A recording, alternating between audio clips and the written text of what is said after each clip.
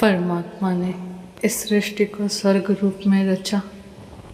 इतने सुंदर सृष्टि की रचना परमात्मा ने किसके लिए की है? जब से ये सृष्टि बनी है तब से लेकर अब तक इस संपूर्ण सृष्टि का स्वर्ग रूपी सुख कौन भोग रहा है? केवल और केवल मानव जाति, मनुष्य। और आज जो इस सुंदर सृष्टि को उजाड़ कर इस सुंदर संसार का विनाश करके इसे नर्क बना रहा है और अब तक नर्क बनाया है, तो वो कौन है? मनुष्य, केवल और केवल मानव जाति। परमात्मा ने मनुष्य को जन्म उसके इंद्रियों के साथ दिया और उन्हीं इंद्रियों के सुख के लिए इस संपूर्ण सृष्टि की रचना की। आँख, कान, नाक, मुंह, हाथ और इन्हीं इंद्रियों का सुख है रूप, रंग, रस, गंध और स्पर्श।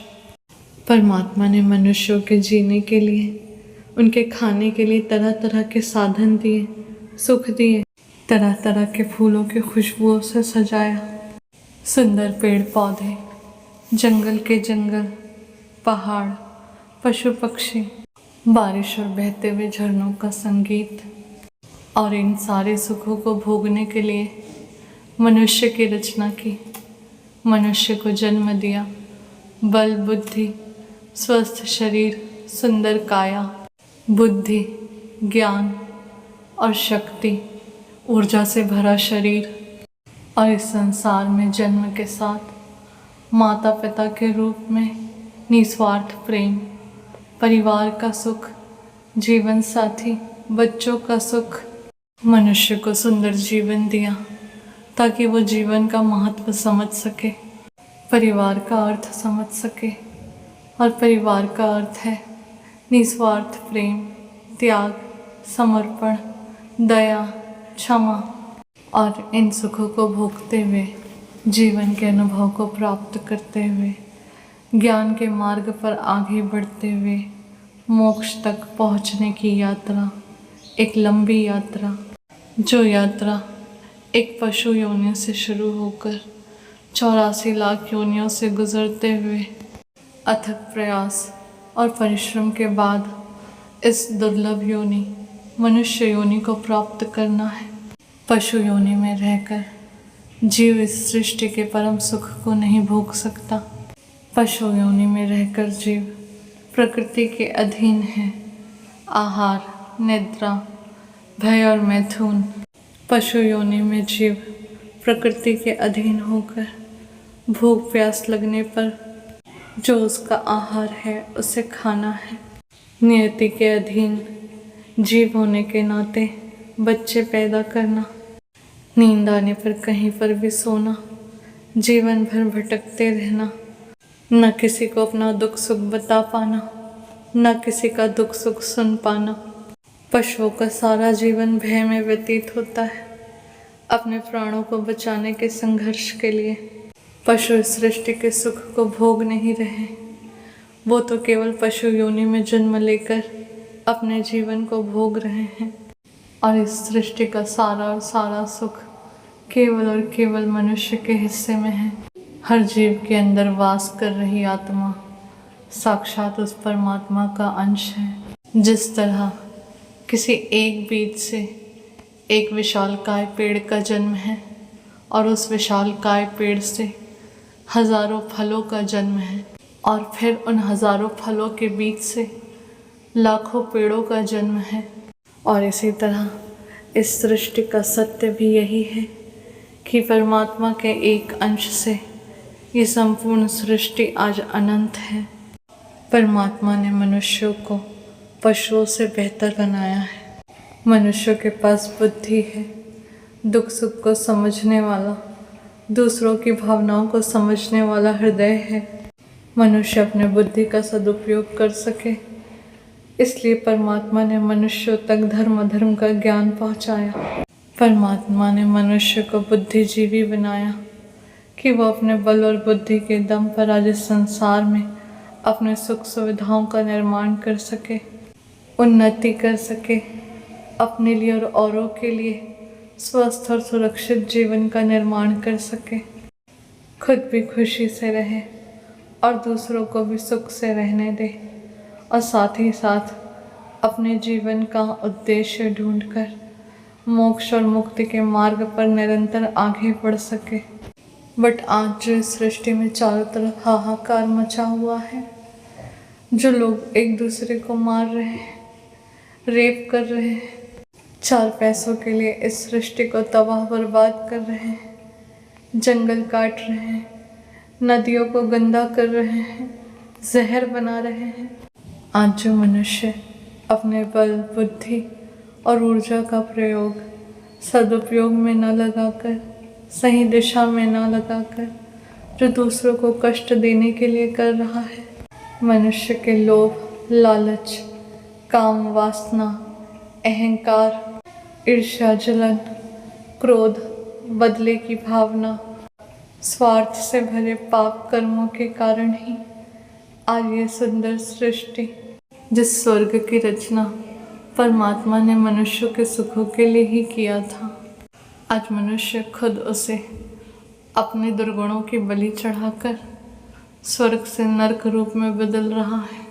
इस संसार को उजाड़ने का फैसला, जंगलों को काटने का फैसला, पानी को केमिकल में बदलने का फैसला, बम, गोला बारूद, न्यूक्लियर बनाने का फैसला, पॉलीथिन का जहर, गाड़ियों से निकलता हुआ धुआं, ग्रोथ और टेक्नोलॉजी के नाम पर विनाशकारी रचनाओं का जन्म, ये सारे निर्णय पशु पक्षियों द्वारा नहीं बल्कि मानव जाति, मनुष्य द्वारा लिए गए फैसले हैं।